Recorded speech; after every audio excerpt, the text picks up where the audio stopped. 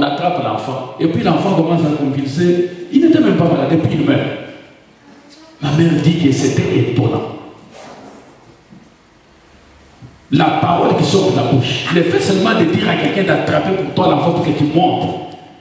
Tu as donné l'enfant.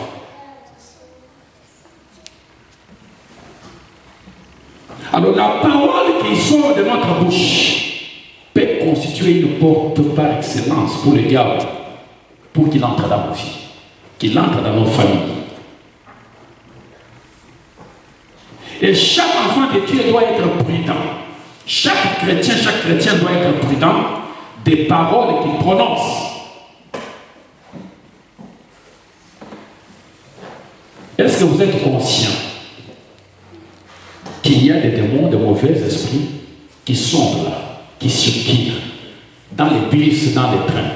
Vous parlez de n'importe quoi, vous dites n'importe quoi sur votre propre vie, vous dites n'importe quoi sur la famille, sur les gens et même sur votre église. Et il y a des démons qui sont là, qui entendent toutes ces choses. Et plus on s'étonne comment le diable est-il entré. Il est entré à cause de la parole que tu avais prononcée. Il s'en est servi. Et l'autre exemple, c'est l'exemple de Jacob avec Ésaü. Vous pouvez noter Genèse chapitre 25. Genèse chapitre 25, de 27 à 34. Vous montrez qu'il ne faut pas prononcer des paroles à la légère.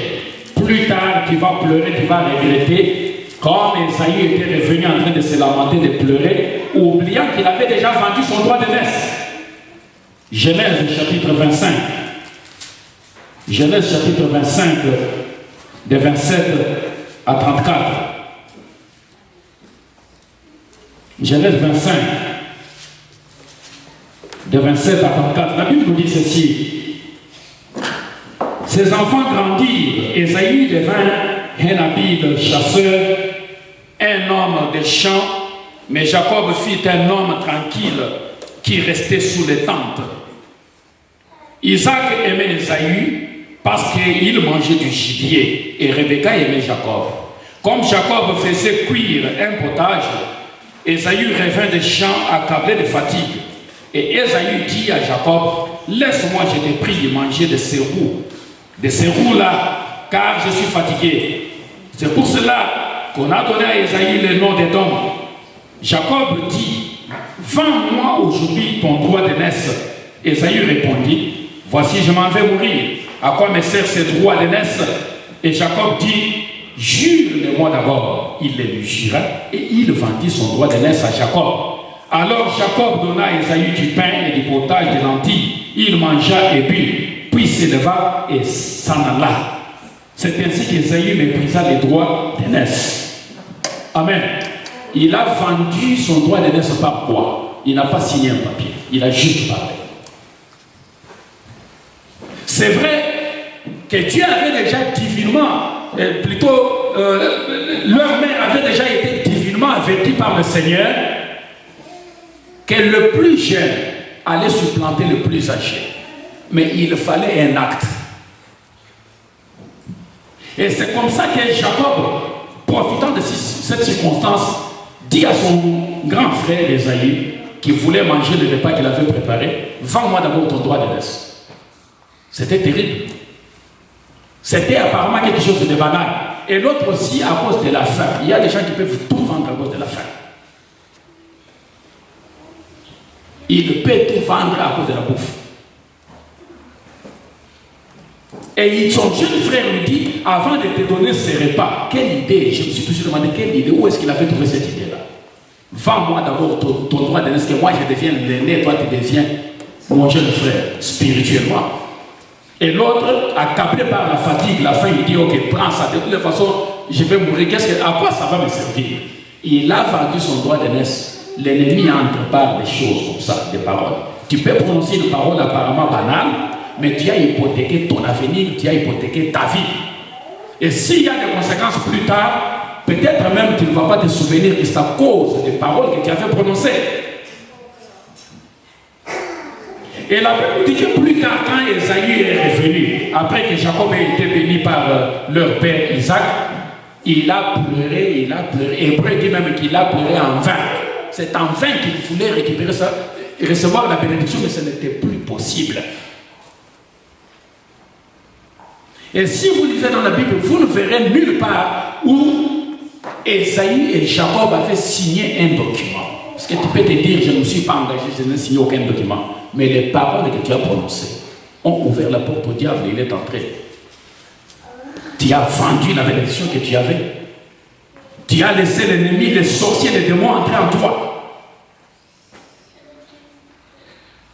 Et là, il faut faire attention,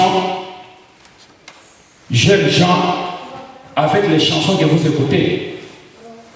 Il y a des chansons qui exaltent le diable, qui sont en train de le glorifier, de le louer, de l'adorer, les mauvais esprits. Viens entrer dans mon cœur, viens entrer dans ma vie, fais ceci, fais cela. Et toi, tu crois que c'est juste une chanson. Tu chantes ça aussi, innocemment. Tu es en train d'inviter le diable à entrer dans ton cœur, à entrer dans ta vie. Tu lui ouvres la porte par les paroles que tu es en train de prononcer. Et tu te demandes, mais comment tel esprit est entré en moi? Comment tel démon est entré dans ma vie? Tu lui as ouvert la porte. Et le cas de Jacob et d'Ésaü, et Ésaü ici, est très édifiant. Un homme qui a vendu son droit de naissance par la simple parole de sa bouche. Si vous parlez à la légère, vous croyez que vos paroles n'ont pas de pouvoir, ne servent à rien, le diable lui connaît l'importance de la parole, parce qu'il sait que tout ce que tu as créé, il l'a créé par la parole. C'est pour cette raison que la Bible nous encourage, quand vous vous mettez en colère, ne péchez pas, ne donnez pas accès au diable. Parce qu'il y a des gens, quand ils se fâchent, ils racontent n'importe quoi, ils disent n'importe quoi, ils se maudissent, ils disent n'importe quoi. Nous les verrons plus loin. Et en prononçant ces paroles, tu es en train de laisser le diable entrer dans ta vie. Tu te vends quand même.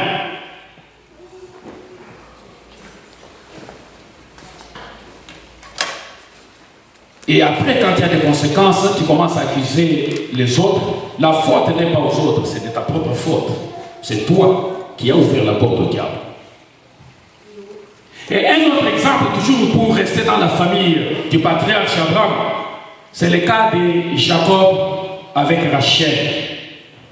Vous vous souviendrez de cette histoire dont nous avions parlé ici il y a quelques temps, lorsque Jacob quittant de chez Laban pour entrer dans le pays de son père, avec ses deux femmes et ses enfants, Léa et Rachel, ces deux femmes, la femme qu'il aimait le plus, Rachel a volé les dieux de son père, les téraphim de Laban, de son père, pour les amener avec elle. Mais quand Laban est rentré à la maison parce qu'il était au champ, il est rentré, il a trouvé qu'on avait volé ses dieux. Il a poursuivi Jacob. Il arrive, il dit à Jacob, qu'est-ce que tu m'as fait? Pourquoi tu as volé mes téraphim? Si tu voulais rentrer dans le pays de ton père, tu pouvais rentrer mais en paix. Pourquoi voler mes dieux? Jacob, qui ne savait pas que sa femme, Rachel, avait volé ses dieux, prononce une parole. Il dit, mais périsse celui auprès duquel tu trouveras tes dieux. Nous sommes dans Genèse, chapitre 31, de 31 à 32.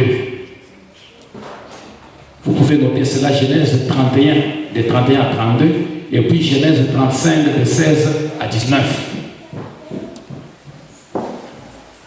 Jacob est en train de prononcer cette parole tout en étant convaincu que de tous ceux qui étaient avec lui, que ce soit ses deux femmes, que ce soit ses enfants ou ses serviteurs et servantes, personne ne pouvait voler les dieux de là-bas. Il en était sûr, il en était convaincu. Mais il ne savait pas. Ce qu'il ne savait pas, c'est que la femme qu'il aimait le plus, Rachel, avait effectivement volé ses dieux et qu'elle les avait cachés. Et dans Genèse 35, de 16 à 19, la Bible nous dit que lorsque le temps où Rachel devait accoucher arriva, cette femme est morte pendant l'accouchement. Comme étant la conséquence des paroles que Jacob avait prononcées, c'est lui ou celle qui a volé des dieux entre qui périssent. Il porte d'entrée. Quand tu prononces des paroles comme ça, ce n'est pas seulement le ciel qui entend, l'enfer aussi entend. Le diable, les sorciers, les démons qui sont tout autour, ils entendent ces paroles que tu prononces. Et comme l'ennemi savait que non, Rachel avait volé les dieux de Laban, effectivement, il a saisi ces paroles. Et c'est pendant l'accouchement que Rachel est morte.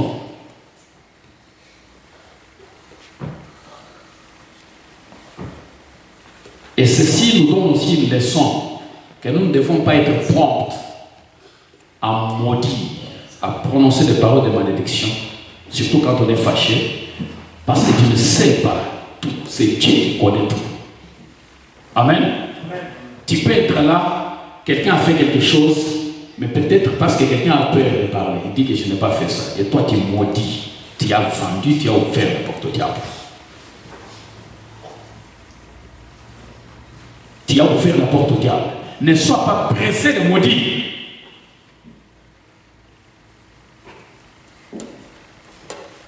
Et la Bible d'ailleurs à ce sujet nous dit il faut que les hommes soient lents à parler. Que tout homme soit lent à parler. Jacques chapitre 1 verset 19. Que tout homme soit lent à parler. Il ne faut pas être pressé. Il y a des gens qui aiment beaucoup parler vite vite. Et en voulant parler vite vite, tu vas ouvrir une porte au diable sans le savoir. Tandis que si tu te calmes un peu, en lingala on dit quand les hommes paillent, n'est-ce pas? Quand tu es fâché, les paroles que tu prononces, ce n'est pas la même chose que quand tu es calme, tu es tranquille. Une situation passe, tu as pris le temps de prier, de demander l'aide du Saint-Esprit, tu t'es calmé un peu, la tension a baissé. Maintenant tu commences à analyser la situation froidement. Les paroles que tu vas prononcer dans cet état sont des lois différentes des paroles que tu pouvais prononcer quand tu étais sous l'impulsion de la colère. Que tout homme soit lent à parler.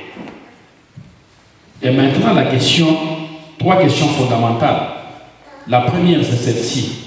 Quelles sont les paroles que tu prononces sur toi-même? Souvent. Quand il t'arrive de parler de toi-même. Quelles sont les paroles que tu prononces sur toi-même? David dit, je bénis Dieu, je te loue. Seigneur, je sais que tu m'as créé une créature, tu m'as fait une créature merveilleuse. Ça c'est David qui parle de lui-même. Tu m'as fait une créature merveilleuse. Mais si tu es là tout le temps en train de te regarder dans les miroir, pourquoi Dieu m'a créé comme ça? Je suis vilain vraiment. Je suis moche. Mon nez là, je ne l'aime pas. Moi quand j'ai grandissé, il y avait... Tu sais, quand vous êtes enfant, vous vous taquinez entre vous là-bas, regarde ses oreilles, regarde ses yeux. Et les gens avaient tendance à dire qu'ici, mon arcade ici philosophique c'était trop rentré dedans, dans les blogs. Et moi, j'ai fini par me dire, en tout cas, je n'aimais pas me regarder. Amen. Amen. Et si tu passes ton temps, moi aujourd'hui je suis fier de ce que je suis. Quand je me regarde, je dis quel bel homme Dieu a créé. Amen. Je ne vois pas de défaut. Tout est bien. Dieu m'a bien créé. Mais quand vous êtes enfant, quelqu'un répète quelque chose, répète tout le temps, la foi vient de voir, de ce qu'on entend. Tu te dis finalement, mon nez là n'est pas, il est vilain. C'est pour ça que vous voyez les gens en train de souffrir, les gens en train de faire la chirurgie plastique. Tu changes les nez 2, 3, 4 fois. Qu'est-ce que tu veux? Qu'est-ce que tu cherches dans la vie? Quelles sont les paroles que tu prononces sur toi-même? Dans la vie, là, on dirait que c'est nous qui nous sommes venus accompagner seulement les autres. Le diable entend ça. Il dit, ok, celui-là est venu accompagner les autres. Il va finir sa vie en accompagnant les autres. Quelles paroles tu prononces sur ta propre vie? Si tu te maudis, tu passes tout ton temps à te maudire toi-même, tu seras maudit. Tu seras maudit.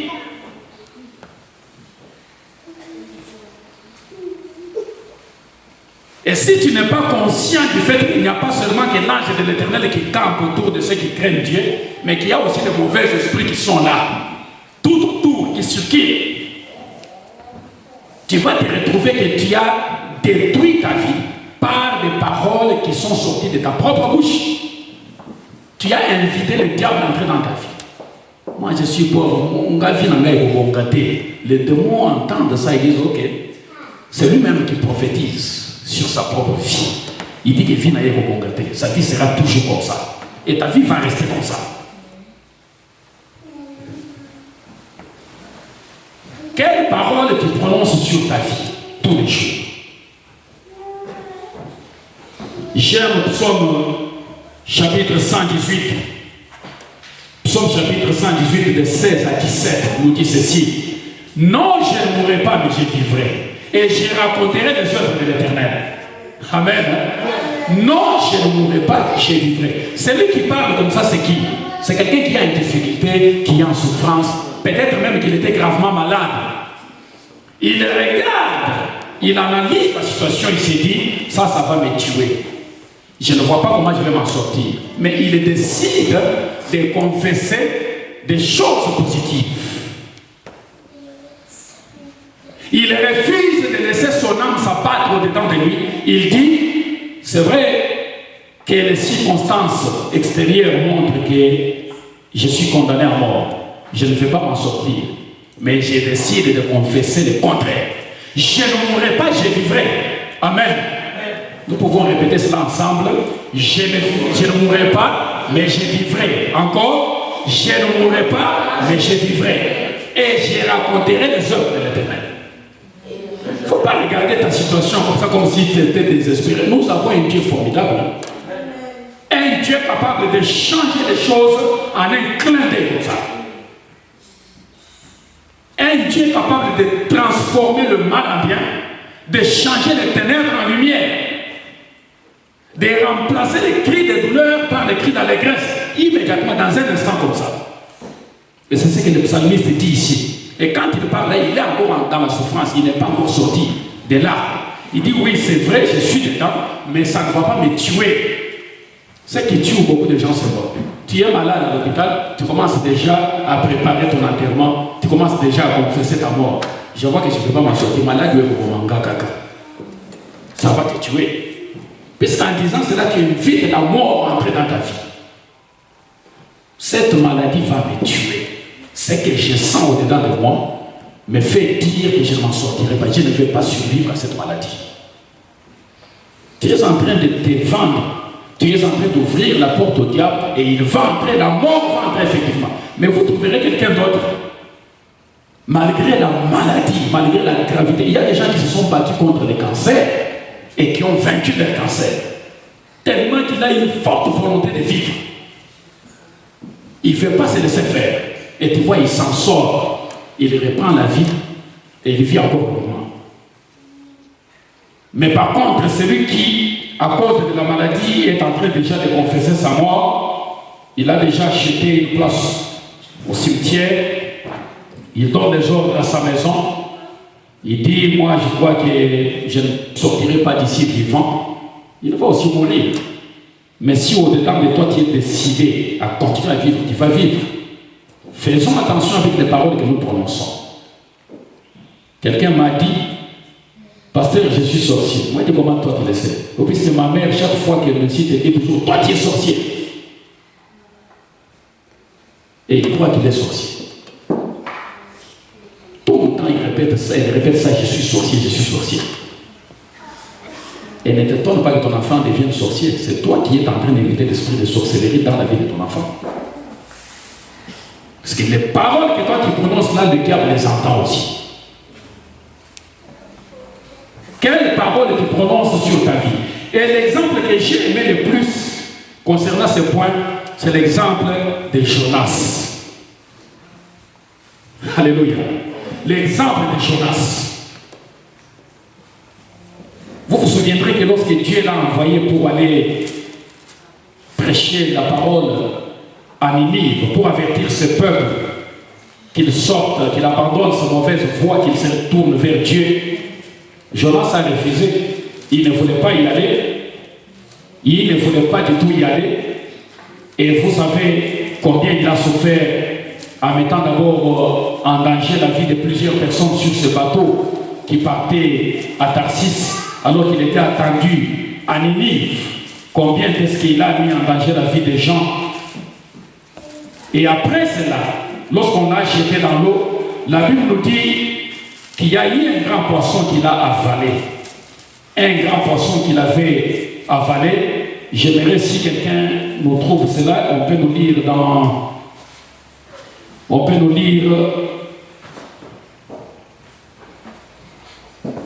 le livre de Jonas, chapitre 2, de 1 à 11.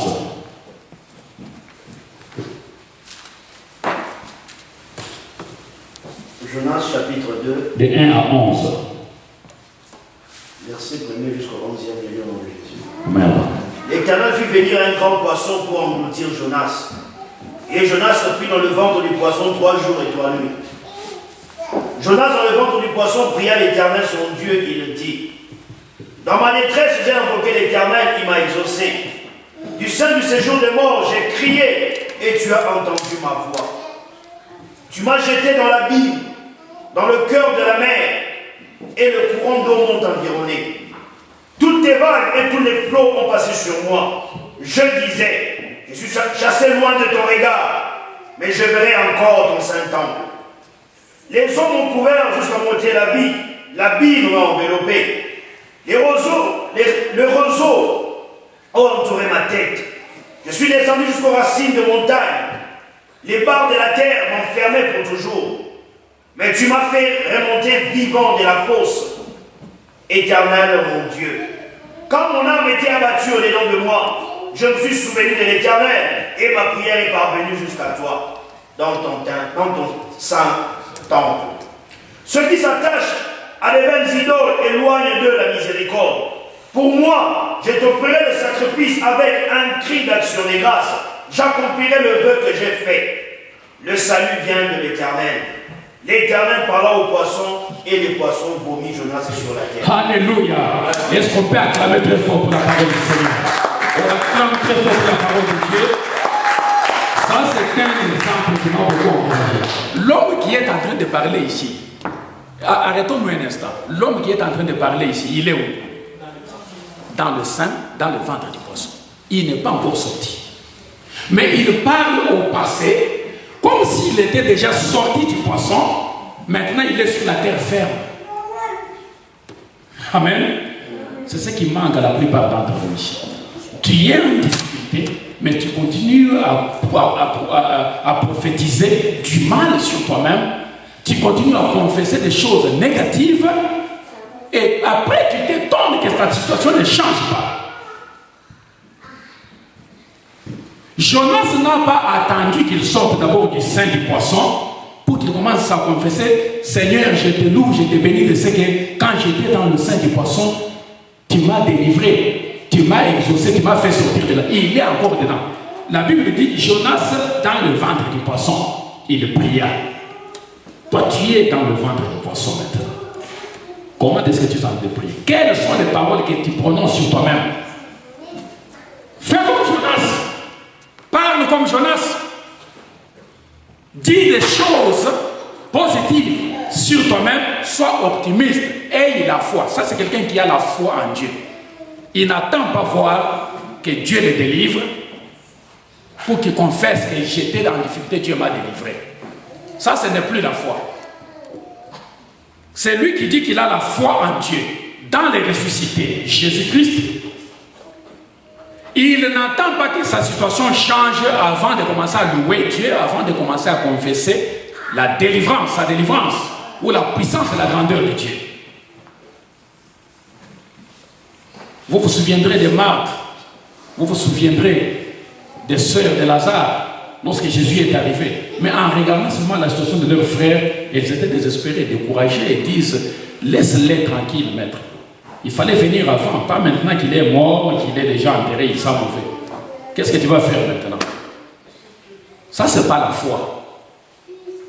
Et certainement que quand Jésus a ressuscité leurs frères, ils ont commencé à louer Dieu. Ça, c'est pas la foi. C'est lui qui a la foi, il le croit même s'il n'a pas encore vu. Et heureux ceux qui auront cru sans avoir vu. Pas des gens qui attendent que Dieu change leur temps, leurs circonstances, et puis après ils commencent à confesser: Dieu a fait, Dieu a fait. Non, ça c'est différent. C'est pas la foi. Jonas n'attend pas que Dieu le fasse sortir du sein du poisson pour commencer à confesser que Dieu m'a délivré du sein du poisson, il confesse déjà la délivrance. Il dit, j'accomplirai tous mes vœux.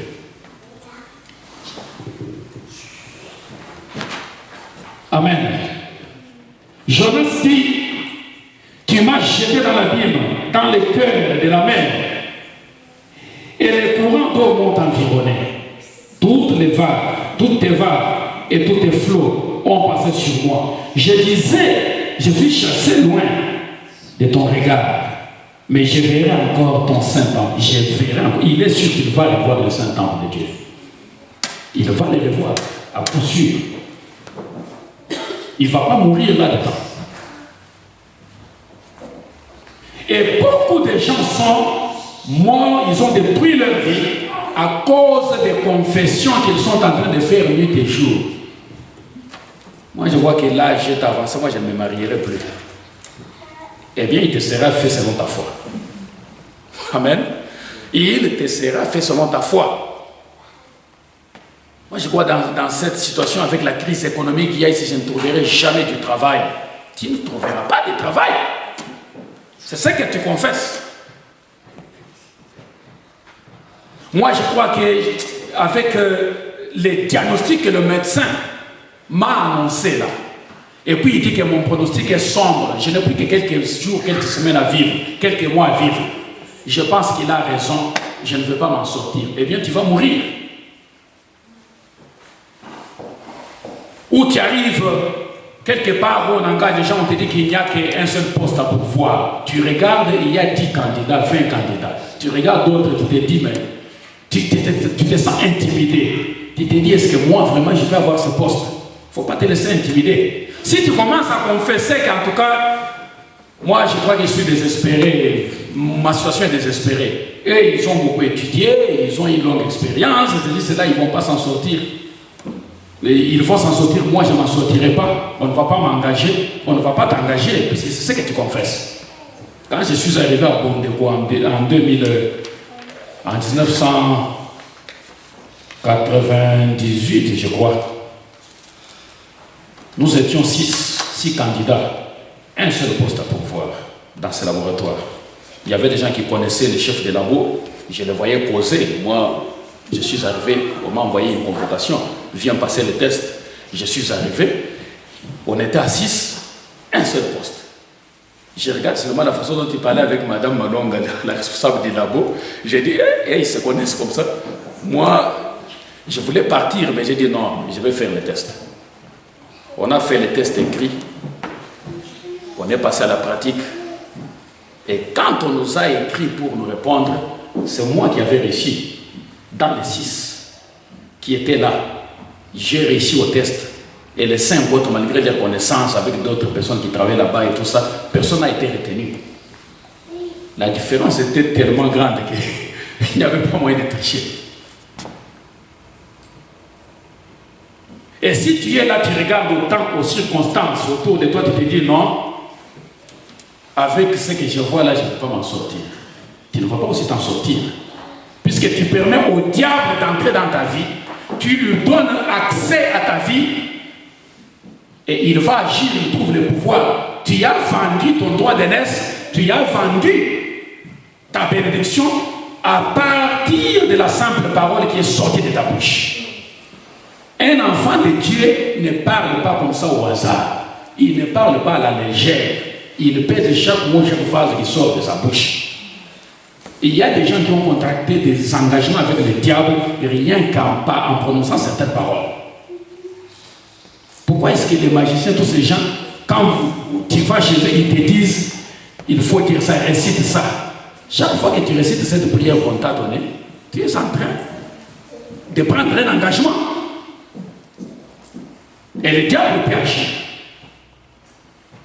La plupart des gens que Jésus a délivrés dans la Bible, ou les gens que nous délivrons dans les églises, est-ce qu'on prend un marteau, un couteau pour couper les démons? C'est par la parole. Tu parles. La parole a un pouvoir formidable.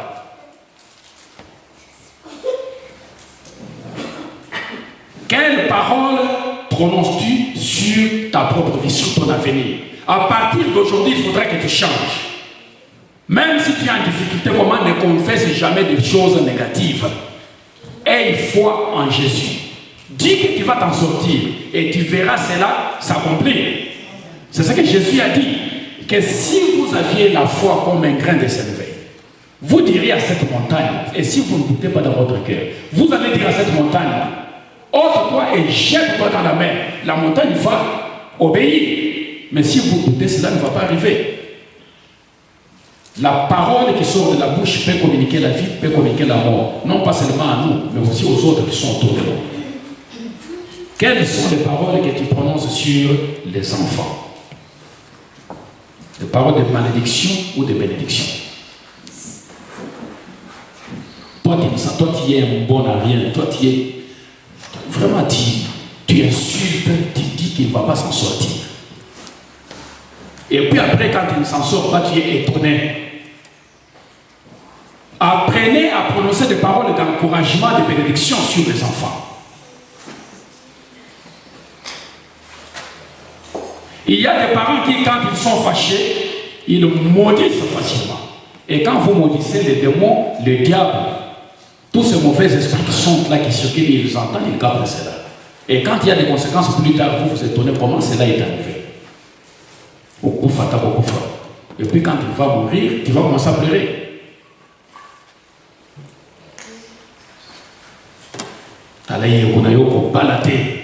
Tu es en train de maudire. Et tu ouvres une porte au diable, il entre et il va agir.